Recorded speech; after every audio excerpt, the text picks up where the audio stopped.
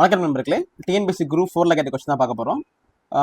ஒரு மிகப்பெரிய 5 இலக்க எண் 3, 5, 8, 12 வகுக்கும் பொழுது மீதி 2 கிடைக்கும் எனில் அந்த மிகப்பெரிய எண்ணை காண்கன்னு சொல்கிறாங்க.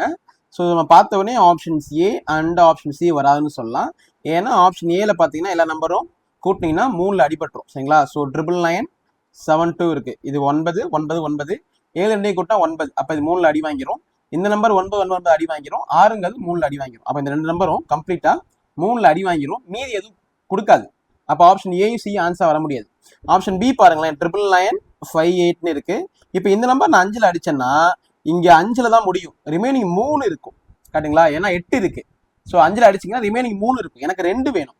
அப்போ ஆப்ஷன் டி தான் ஆன்சர். எதுக்கு நம்ம வந்து வெரிஃபை பண்ணலாம் எப்படின்னா 99962 கொடுத்துருக்கீங்க நீங்க.